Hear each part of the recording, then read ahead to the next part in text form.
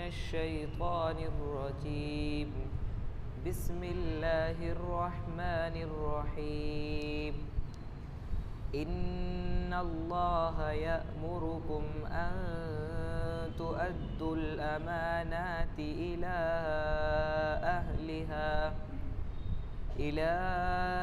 أهلها وإذا حكمتم بين الناس أن تحكموا بالعدل إن الله نعم ما يعظكم به إن الله كان سميعا بصيرا صدق الله العظيم.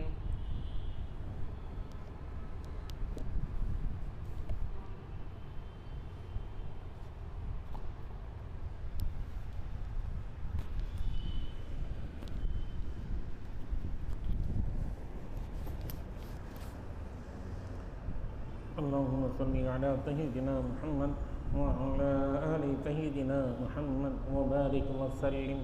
اللهم صل على سيدنا محمد وعلى آل سيدنا محمد وبارك وسلم.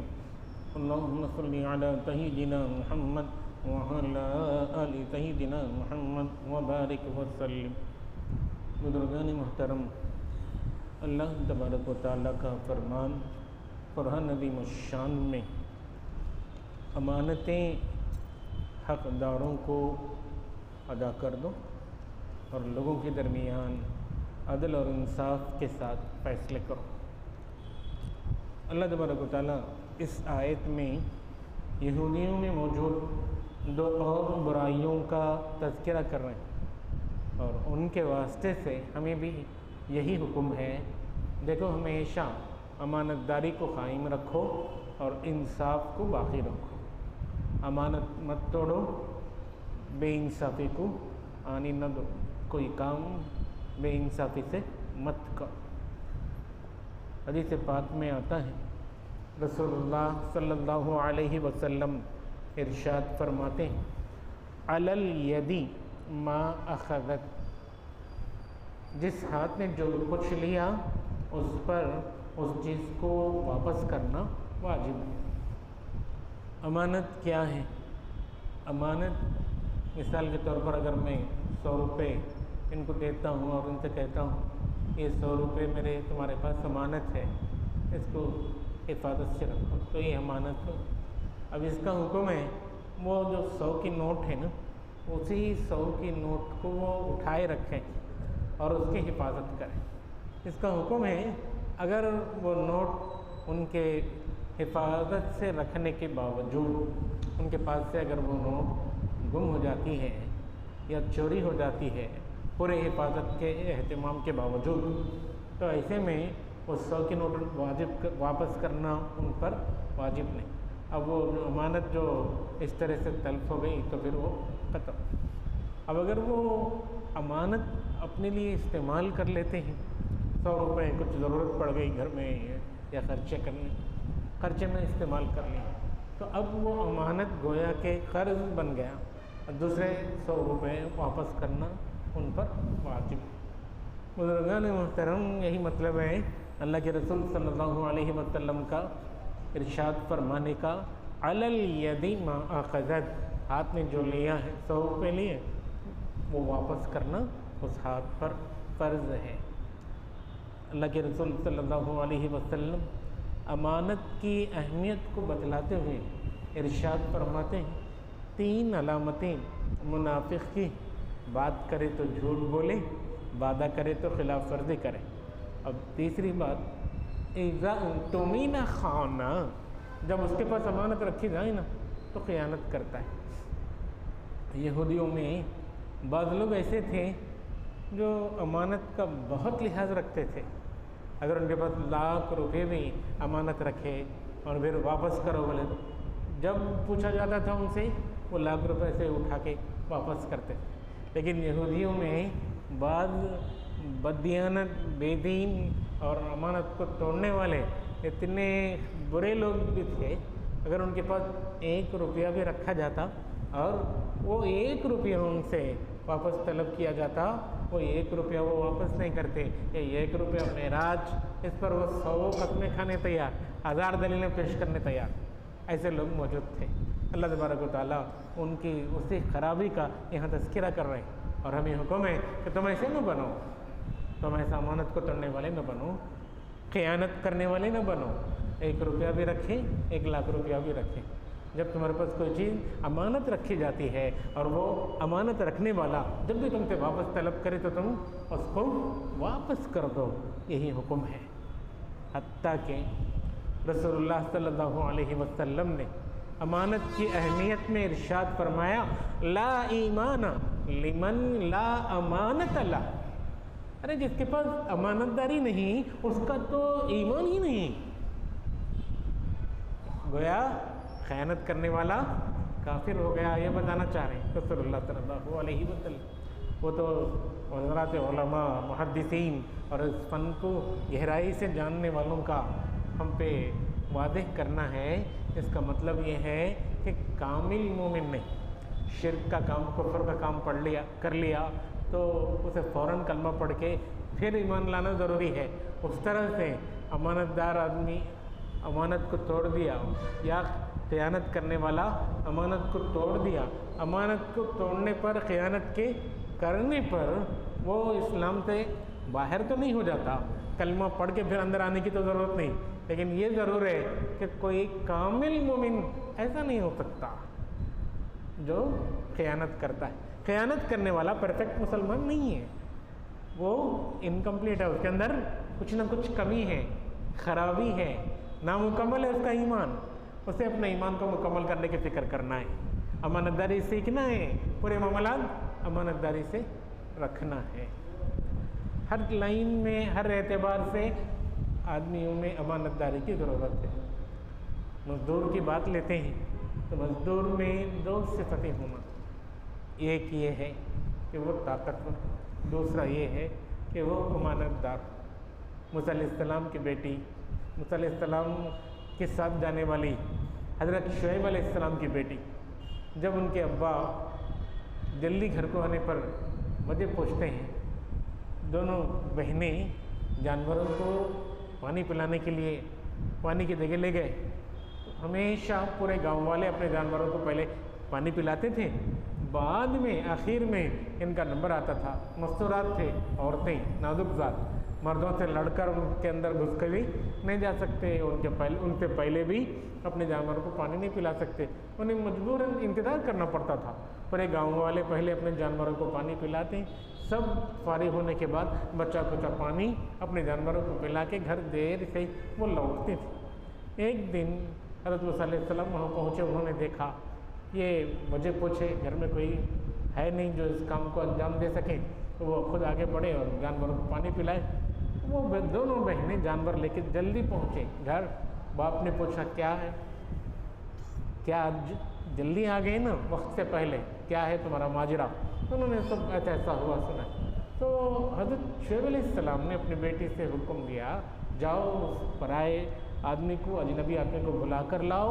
ایسا معلوم ہوتا ہے وہ یہاں کا مدین کا رہنے والا نہیں، شاید اسے کھانے کی، رہنے سہنے کی ضرورت، اس کو بورڈنگ لاڈجنگ کی ضرورت ہے، بلا کر لاؤ، کچھ کھلائیں گے، رہنے کے لیے کچھ جگہ دیں گے۔ بیٹی گئی، بلا کر لائی۔ آنے کے بعد انہوں نے اپنی بیٹی سے مشورہ کیا کہ میں ان کو مزدوری پہ رکھنا چاہتا ہوں۔ بیٹی نے کہا، ابا آپ ضرور اس آدمی کو مزدوری پر رکھ لو، اور اچھے سے سن لو، آپ جسے مزدوری پہ رکھنا چاہ رہے نا وہ بڑا اچھا آدمی ہے، اس کے اندر 2 خوبیاں ہیں۔ یا ابت ان خیر من استاجرت القوی الامین، ابا جان جسے آپ مزدور بنانا چاہتے ہیں نا وہ القوی، طاقتور ہے، الامین، اور وہ امانت دار ہے۔ شعیب علیہ السلام نے بچی سے پوچھا، بیٹی تو نے کیا دیکھا اس کی طاقت اور اس کی امانت داری تم نے کیا دیکھا؟ بیٹی نے کہا، وہ جو پانی پلانے کی جگہ تھی وہاں پتھر بھی تھے، 10 آدمی ملا کر جو پتھر بازو ہٹاتے تھے، اس اکیلے آدمی نے ان پتھروں کو بازو ہٹا کے رکھ دیا۔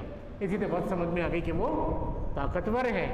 اور میں ان کو ہمارے گھر کا پتہ نہیں، ایڈریس نہیں جانتے وہاں پر، میں آگے آ رہی تھی اور وہ پیچھے آ رہے تھے، تو انہوں نے کہا کہ آپ میرے پیچھے آئیں اور یوں کہیں لیفٹ رائٹ، دائیں مڑیں بائیں مڑیں، اور آپ پیچھے آئیں اس لیے کہ آپ عورت ذات ہیں، آواز سے کپڑے ہٹ جائیں تو بے پردگی کا خطرہ ہے۔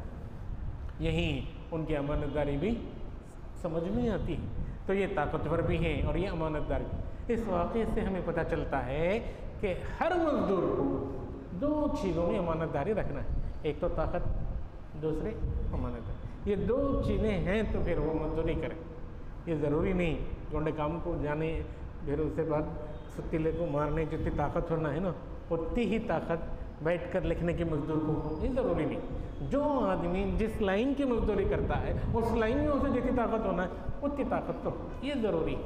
بزرگان محترم، اسی طرح کوئی آدمی اگر کوئی حکومت کا عہدہ سنبھالتا ہے یا کوئی آدمی کسی ملک میں رہتا ہے تو دونوں کے کچھ ضروری چیزیں ہیں جنہیں کرنا ہے۔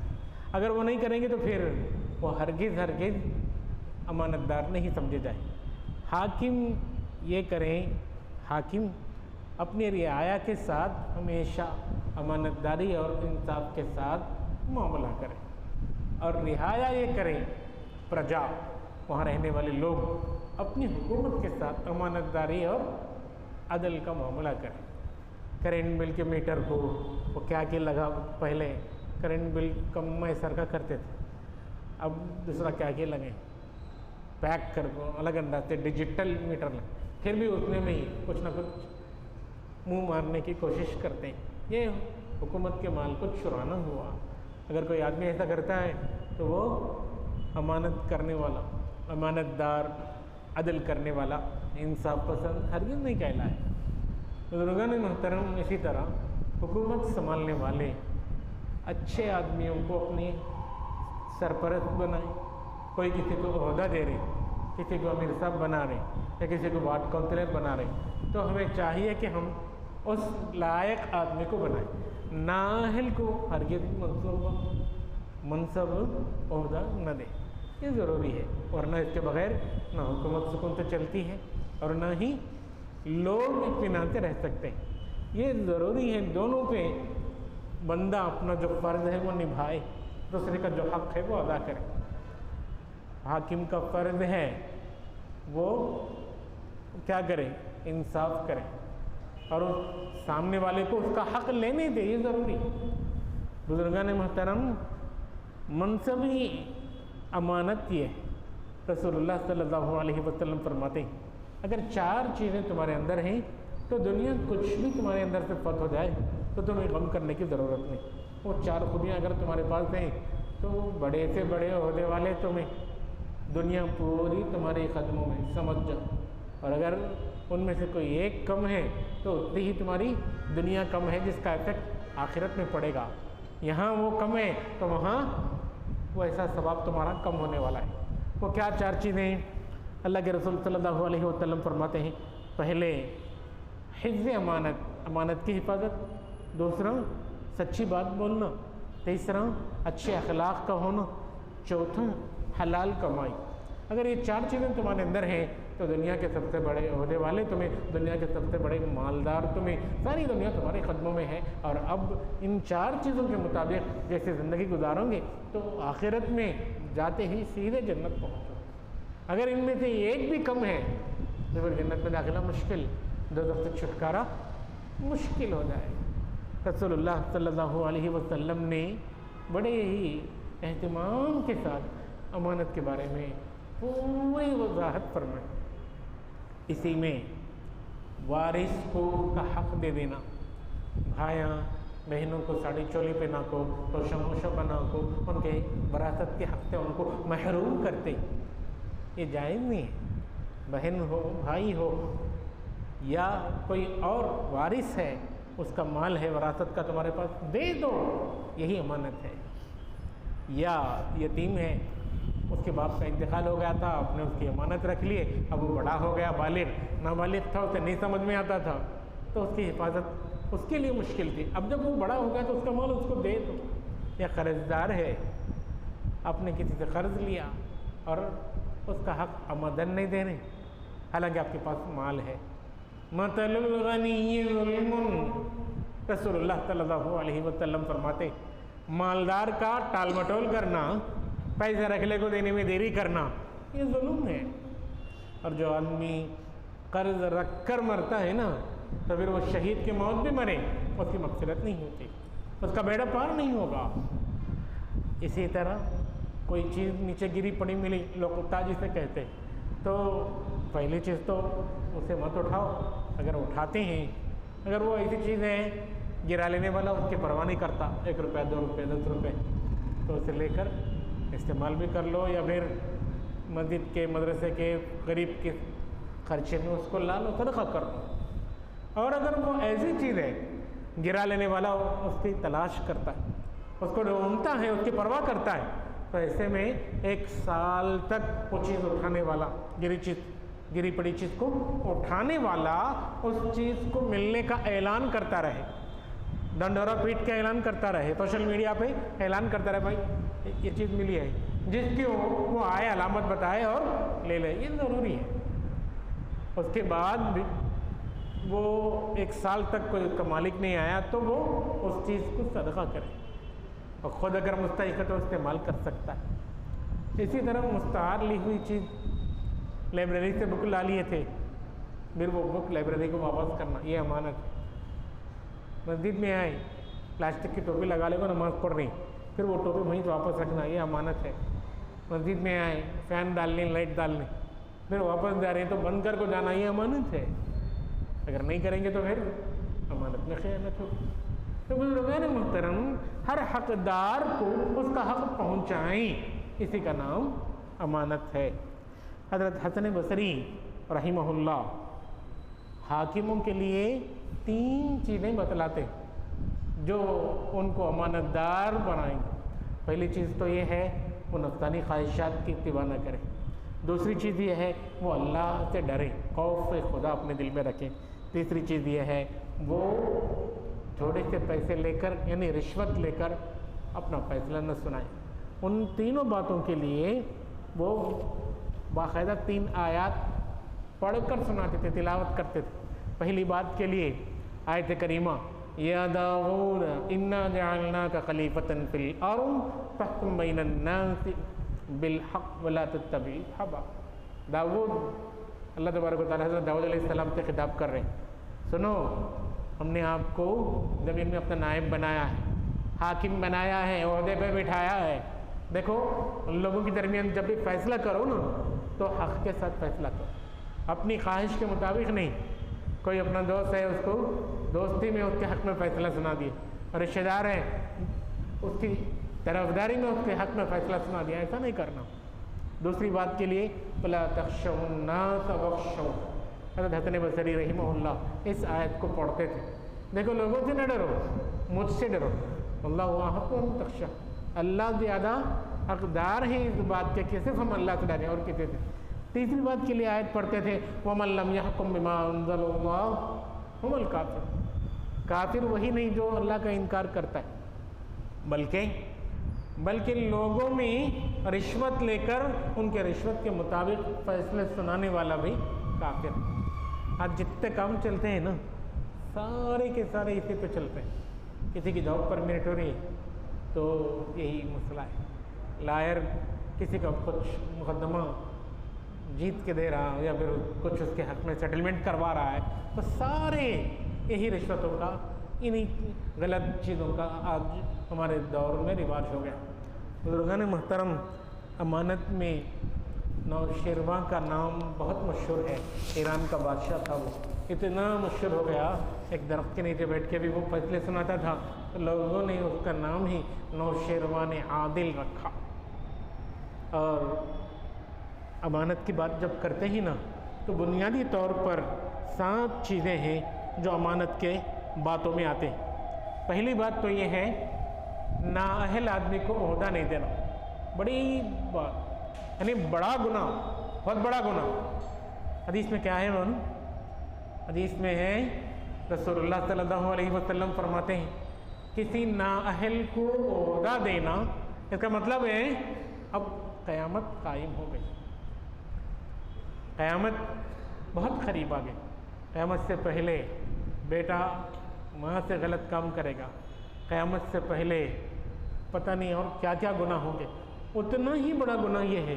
حدیث مبارکہ ہے فَإِذَا ضُيِّعَتِ الْأَمَانَةُ فَانْتَظِرِ السَّاعَةَ، اللہ کے رسول صلی اللہ علیہ وسلم فرماتے ہیں امانتیں جب ضائع ہو جائیں نا تو تم فوراً اب قیامت آ جائے گی، قیامت کا انتظار کر لو۔ پوچھے سننے والے حدیث، کیا پوچھے؟ قال کیف اضاعتها، اللہ کے نبی امانت کیسے ضائع کریں گے لوگ؟ تو خاص طور سے اسی کا رسول اللہ صلی اللہ علیہ وسلم نے اس وقت اشارہ فرمایا، آپ نے فرمایا اذا وسد الامر الى غیر اہلہ فانتظر الساعۃ، نااہل آدمی کو عہدہ دیں، کوئی امیر بننے لائق نہیں اسے امیر بنایا گیا، کوئی وارڈ کونسلر بننے لائق نہیں اسے وارڈ کونسلر بنایا گیا، ایسے ہی سب جگہ نااہل کو عہدہ دیں تو سمجھ لو اب قیامت آ گئی، قیامت سے پہلے ہوتا ہے حصہ۔ پھر خاص مجلس کی بات کو عام کرنا، حدیث پاک میں ہے المجالس بالامانہ، مجلس کی باتیں امانت دار ہیں۔ ایک آدمی سے بات کرتے کرتے کون تو ہے کیا، ذرا ادھر ذرا ادھر دیکھا، ایسا جو دیکھ رہا وہ اس کا دیکھنا اس بات کی علامت ہے کہ وہ چیز رات کی ہے۔ اب وہ مجلس کی جو بات ہوتی ہے نا وہ عام نہیں کرنا۔ بزرگان محترم، ایک اور بات، غلط مشورہ دینا، باقاعدہ حدیث میں ہے المستشار مؤتمن، جس آدمی سے مشورہ طلب کیا جاتا ہے نا وہ امانت دار ہے۔ پوچھے بھائی فلاں گھر میں بچہ ہے، بچے کو دینا چاہتا، آپ کی رائے کیا؟ سچ بتا دیں۔ منگنور میں ایک لڑکے کے تعلق سے میں نے سنا، اس کو دیکھنے کے لیے بچے والے آئے تو انہوں نے مسجد کے امیر صاحب سے پوچھا فلاں گھر میں بچے دے رہا ہوں، کیسا ہے بچہ؟ انہوں بولے 18 سال سے تو میں گاؤں میں رہ رہی، کبھی میں نے اس کو غلط جگہ غلط وقت پہ نہیں دیکھا۔ ایسا بازاری آدمی تھے، تاجروں نے اس کے پوچھے، بات سمجھ میں آ گئی، 1 گھنٹے میں تحقیق کر لی، فوراً رشتہ پکا کر لی۔ اب ہمیں کہ తెలుగు کو دیکھو، 1000 అబద్ధాలైనా ఆడి ఒక పెళ్లి చేయాలి، 1000 جھوٹ بول کر بھی صحیح ایک شادی کرو۔ وہ جھوٹ شادی کے بعد جب کھلے گا بہت کو فوراً طلاق بھی ہو جاتی، اس لیے اس میں خیر نہیں، جھوٹ میں خیر کبھی نہیں۔ ہاں بعض چیزوں میں یقیناً مصلحت ہوتی ہے تو ان مصلحت کو ہم پیٹ پیچھے بھی نہیں ڈال سکتے۔ ایک اور بات کہ کسی کا راز ہم ظاہر نہ کریں، مجلس کی بات مشورہ کر لیے اب یہ کام کرنا ہے، کسی کو نہ بتائیں، راز کی بات کسی کو نہ بتائیں۔ ایک اور بات، کسی کی حق تلفی کرنا، کسی بھی طرح کی وہ حق تلفی، جن کا جو حق ہے ان کو وہ حق ادا کر دیں۔ اور ساتویں بات ناانصافی کرنا، امانت اور عدل 2 چیزوں کا اس میں حکم ہے۔ اصل میں انصاف امانت ہی کا دوسرا رخ ہے۔ ఒక నాణ్యానికి 2 వైపులు బొమ్మ బరుసు، ایک سکے کے 2 رخ ہیں، ایک طرف امانت تو دوسری طرف انصاف۔ امانت کا ہی ایک جز اور ایک حصہ ہے انصاف۔ تو ہمیں چاہیے کہ ہم ان باتوں پر عمل کریں۔ اللہ پاک سے ہم بار بار اگر ہم سے کوئی غلطی ہو جاتی ہے تو معافیاں مانگیں۔ دنیا دار لوگ عہدہ چاہ کر طلب کر کے لیتے ہیں، اور جب قیامت کا منظر ہوگا تو انہیں پتہ چلے گا آسان بات نہیں ہے کسی جگہ حاکم بننا، کسی عہدے کو لینا۔ مظلوم ظلم سہ کر جنت میں جائے گا، یہ حاکم ظلم کر کے دوزخ کو جائے۔ اس لیے بزرگوں دوستوں، البتہ اللہ اگر ہمارے پوچھے بغیر کوئی عہدہ دیتے ہیں انکار نہیں کرنا، عہدہ لے لینا، اللہ سے مدد طلب کرنا، لیکن چاہ کر طلب کر کے میرے کو ہونا بول کے کوئی کرسی لیتا ہے نا تو پھر اس کے ساتھ خیر نہیں۔ اللہ تبارک و تعالیٰ سے دعا ہے اللہ ہم سب کو کہنے سننے سے زیادہ عمل کر سکنے کی توفیق عطا فرمائیں، آمین یا رب العالمین۔ وآخر دعوانا ان الحمد للہ رب العالمین۔ سبحان اللہ۔